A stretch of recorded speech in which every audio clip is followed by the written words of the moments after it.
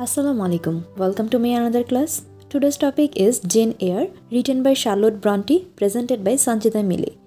যেহেতু gen air এই নোভেলটা অনেক বড়, তাই আমরা এটাকে দুটো ভাগে ভাগ করেছি। ফার্স্ট পার্টটা আমরা আগের ক্লাসে শেষ করেছি এবং আজকের ক্লাসে আমরা বাকি অর্ধেকটা শেষ করে ফেলব। তো যারা ফার্স্ট পার্টটি দেখেনি তারা অবশ্যই ফার্স্ট পার্ট দেখে তারপরে এটা কন্টিনিউ করবে, আনতে কিছুই বুঝবে না। তো চলো শুরু করা যাক। গত ক্লাসে আমরা গেটশেড হল অ্যান্ড লোড স্কুল সম্পর্কে জেনেছি।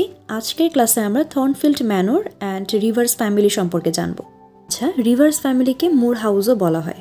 লোড স্কুলের যাত্রা শেষ করে জেন এয়ার চলে যায় থর্নফিল্ড হলে।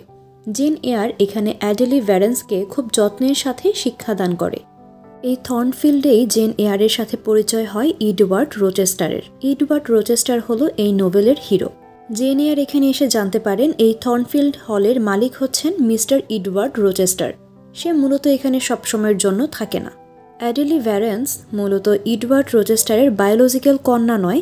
অ্যাডেলি ভ্যারেন্সের রিয়েল মাদার হলো স্যালিন ভ্যারেন্স, বাট তার ফাদার অন্য কেউ রোচেস্টার নয়। আর এই সব কিছুই জেন এয়ার জানতে পারে মিসেস ফেয়ারফিক্সের কাছ থেকে। তিনি এই থর্নফিল্ড দেখাশোনার দায়িত্বে আছেন এবং তার সাথে খেয়াল রাখেন অ্যাডেলি ভ্যারেন্সের। তো এই থর্নফিল্ড হলের সেকেন্ড ফ্লোরে জেন এয়ারের থাকার ব্যবস্থা করা হয়। সেদিন রাতে জেন এয়ারের ঘুমাতে বেশ লেট হচ্ছিল। প্রথমত এটা হচ্ছে নতুন জায়গা এবং দ্বিতীয়ত সে তার আগের লাইফটাকে চিন্তা করছিল। এসব ভাবতে ভাবতে অনেকটা লেট হয়ে যায়। যখন সে ঘুমাতে যাবে তখন সে কিছু হাসির শব্দ শুনতে পায়। সে আন্দাজ করছে এই হাসির শব্দ তৃতীয় তলা থেকেই আসছে। তো যাই হোক, এসব ভাবতে ভাবতে জেন এয়ার একটা সময় ঘুমিয়ে যায়। পরের দিন মিসেস ফেয়ারফিক্স জেন এয়ারকে পুরো থর্নফিল্ড হলটা ঘুরিয়ে দেখায়।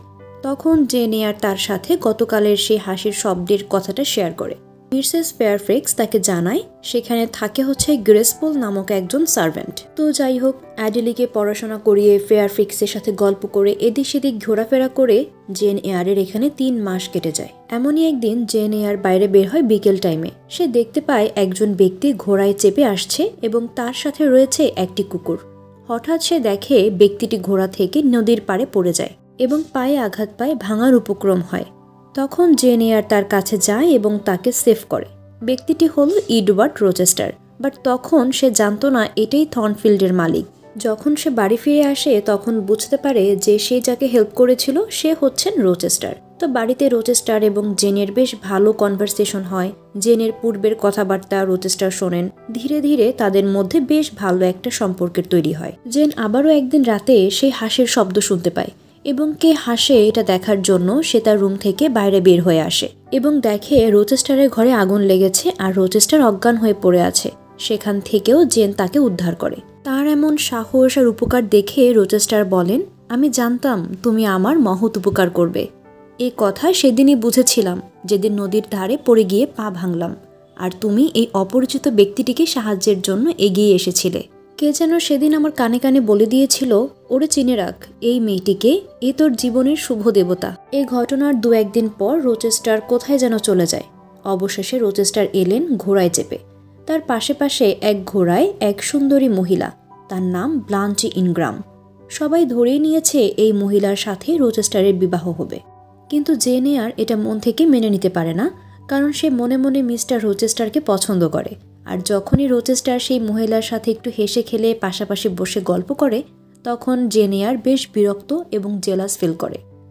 তো মাঝে বেশ কিছুদিন কেটে যায়। একদিন বিকেলে বাগানে জেন এবং অ্যাডেলি খেলা করছিল। তখন খবর এলো কে যেন তাকে ডাকছে। যেই দেখে গেটশেড হলের সেই সার্ভেন্ট ব্যাসিলি এসেছে। জেন তাকে দেখতেই জড়িয়ে ধরে। ব্যাসিলি তাকে জানায় তার মামি ভীষণ অসুস্থ। মৃত্যুর পূর্বে জেনকে দেখতে চায় এবং কিছু কথা বলতে চায়। পরের দিন ব্যাসিলি এবং জেন গেটশেড হলের উদ্দেশ্যে রওনা হয়। জেন এয়ার গেটশেড হলে পৌঁছায়। এখানে এসে সে জানতে পারে জন রিড সম্প্রতি মারা গিয়েছে এবং তার 2 বোন তারাও বেশ অবাধ্য হয়ে উঠেছে। এরপর জেন তার মামির সাথে দেখা করে। দেখা হয় বা তাদের মধ্যে কোনো কথা হয় না। এভাবে বেশ কিছুদিন কেটে যায়। হঠাৎ একদিন মিসেস রিড এবং জেন এয়ারের মধ্যে কথা হয়। তখনও মিসেস রিড জেন এয়ারকে অপছন্দই করত। সে জেনকে একটা চিঠি দেয় যেটা জেনের জন্য পাঠিয়েছিল জন এয়ার আরও 3 বছর আগে। তাতে লেখা ছিল, আপনি মানে মিসেস রিডকে উদ্দেশ্য করে বলছেন যে আপনি যদি আমার ভাইয়ের মেয়ে জেন এয়ারের ঠিকানাটি আমায় জানাতে পারেন তাহলে বড়ই উপকার হয়। আমি অবিবাহিত, নিঃসন্তান। জেনকে আমি আমার উত্তরাধিকারিণী মনোনীত করেছি এবং তাকে আমার কাছে এনে রাখতে চাই। জেন এটা পড়ে একটু বিরক্তির সাথেই মিসেস রিডকে প্রশ্ন করে, 3 বছর আগের চিঠি আপনি আজ দেখাচ্ছেন? তখন মিসেস রিড একটু ক্রুদ্ধভাবে জবাব দিল, কোনোদিন দেখানোর ইচ্ছেই ছিল না। তুমি মোটেও ভালো মেয়ে নও। ধনী কাকার উত্তরাধিকারিণী হয়ে তুমি নবাবী করবে, এটা আমার পছন্দ ছিল না। কিন্তু মরণকালে মানুষের বিপরীত বুদ্ধি হয়, আমারও হয়েছে, তাই তোমায় খুঁজে এনে খবরটা তোমায় দিলাম। এরপর মিসেস রিড জেনকে যেতে বলে, জেনও চলে আসে। তখনও জেন জানত না এটি তার মামির সাথে শেষ দেখা। পরের দিন সকালে দাসীদের মুখে জানতে পারে মিসেস রিড রাত্রিতেই শেষ নিঃশ্বাস ত্যাগ করেছে। মরণকালে তার পাশে কেউ ছিল না। এরপর এলিজা রিড, জর্জিয়ানা রিড তারা চলে যায় মামার কাছে লন্ডন। জেন এয়ারও থর্নফিল্ড হলের উদ্দেশ্যে রওনা হয়। গেটশেডের বাড়িতে তালা পড়ল। গেটশেড হল বিক্রি করে সকল দেনা পরিশোধ করবে পারিবারিক উকিল। প্রায় 1 মাস পর থর্নফিল্ডে ফিরল জেন এয়ার। যে দেখে মিস্টার রোচেস্টার এবং মিস ইনগ্রামের বিবাহ ভেঙে গেছে। এতে সে ভীষণ খুশি হয়েছে। একদিন মিস্টার রোচেস্টার জেনকে প্রপোজ করে এবং বিবাহ করতে চায়। এ কথা শুনে জেন যেন আত্মহারা হয়ে পড়ে। তাদের বিবাহের দিন ঠিক হলো, আর অ্যাডিলি ভেরেন্সের দায়িত্ব পড়ল দাসী সোফির কাছে। পরের দিন তাদের বিবাহ। সকালে তারা গির্জার উদ্দেশ্যে রওনা হয়।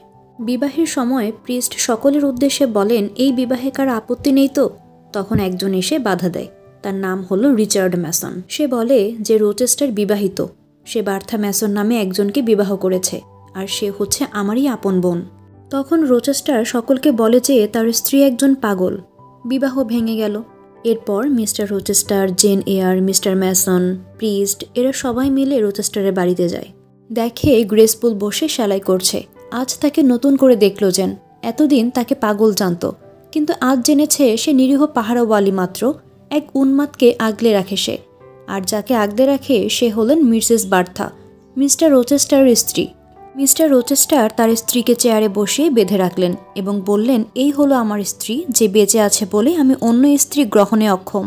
বার্থার বাবা এবং আমার বাবা তারা বন্ধু ছিলেন। সম্পত্তির জন্যই আমাদের বিবাহ হয়। বিয়ের পর জানতে পারলাম বার্থার মা ঘোর উন্মাদ। বার্থাও নাকি পাগল হয় মাঝে মাঝে। অনেক ডক্টর চিকিৎসা করেও সুস্থ করতে পারিনি। একবার আমাকে আগুনে পুড়িয়ে মারতে চেয়েছিল। এসব কথা শেষ হলে সবাই সেখান থেকে চলে যায় এবং অনেক কথা স্মরণ করে সেই রাত্রে জেন এয়ারও থর্নফিল্ড হল ত্যাগ করে। 2-3 দিন পার হয়ে গেল। হাঁটতে হাঁটতে সে এক বাড়িতে পৌঁছালো। সেখানে যেয়ে সে অসুস্থ হয়ে পড়ে। আস্তে আস্তে জানতে পারে সে বাড়ির মালিক এসটি জন রিভার্স, তার 2 বোন ডিয়ানা এবং ম্যারি রিভার্স, আর এক দাসী হান্না। তারা লন্ডন থাকে, আর এখন তারা সবাই একসাথে আছে কিছুদিনের জন্য। এই সেন্ট জন রিভার্স, ডিয়ানা এবং ম্যারি তারা 3 ভাই বোন কিন্তু এই বাড়িতে মূলত থাকে না। তারা এখানে এসেছিলেন তাদের বাবা মারা গিয়েছেন সেই কারণে। যেদিন তারা এই বাড়ি ছেড়ে চলে যাবেন সেদিন তাদের কাছে একটা চিঠি আসে, তাদের মামা মারা গিয়েছেন, কিন্তু মৃত্যুর পূর্বে তার সম্পত্তির 20 আনাও তাদের 3 ভাই বোনকে দিয়ে যায়নি। কিন্তু তার মামার সকল সম্পত্তির উত্তরাধিকারিণী করে গেছেন তার মামারই এক ভাইয়ের মেয়েকে। এই নিউজটা পাওয়ার পর রিভার্স ফ্যামিলি খুব দুঃখ পায়। তারপর তারা এই বাড়িতে তালা দিয়ে মর্টন চলে যায়। তো যাই হোক, জেন এয়ার এখানে বেশ কিছুদিনের জন্য থাকেন এবং স্কুলের শিক্ষিকাও হয়েছেন। তারা বর্তমানে মর্টনে রয়েছে। সেন্ট জন রিভার্সও জেন এয়ারকে শিক্ষিকা বলে বেশ শ্রদ্ধা করত। একদিন জেন এয়ার জানতে পারে সেন্ট জন রিভার্স হচ্ছে তারই ফুফাতো ভাই, আর ডিয়ানা, ম্যারি যাদের সে বোনের মতো ভালোবেসে এসেছে তারা আসলে তার বোন হয়। জেন ভীষণ খুশি হয় এবং চাচার সকল সম্পদ জেনের নামে ছিল। সে সেটাকে সমান 4 ভাগে ভাগ করে। চাচার দেওয়া 20,000 পাউন্ড তারা 4 ভাই বোন সমান করে ভাগ করে নেয়। এভাবেই তাদের দিন কেটে যাচ্ছে। স্কুলের জন্য নতুন শিক্ষিকা এসেছে। জেন বিদায় নিল মর্টন বিদ্যালয় থেকে। একদিন সেন্ট জন রিভার্স জেন এয়ারকে প্রপোজ করে, কিন্তু জেন এয়ার তাকে ফিরিয়ে দেয় কারণ সে এডওয়ার্ডকেই ভালোবাসে। এর কিছুদিন পর সেন্ট জন রিভার্স তার কাজে ক্যামব্রিজ যাবেন 2 সপ্তাহের জন্য। তখন জেন এয়ার তার 2 বোনের কাছ থেকে বিদায় নিয়ে থর্নফিল্ড হলের উদ্দেশ্যে রওনা হয়। 10 মাস পর জেন এয়ার থর্নফিল্ড যাওয়ার জন্য যাত্রা শুরু করলো। সেখানে যেয়ে দেখে থর্নফিল্ড পুড়ে ছাই হয়ে গেছে। তারপর জেন সেই আগুন লাগার কারণ জানতে পারে এক হোটেলওয়ালার কাছ থেকে। সে জানায় বার্থা মিস্টার রোচেস্টারের বউ, সে একদিন বাড়িতে আগুন লাগিয়ে দেয় এবং তাকে বাঁচাতে তার স্বামী রোচেস্টার ছুটে যান, কিন্তু তাকে বাঁচাতে পারে না।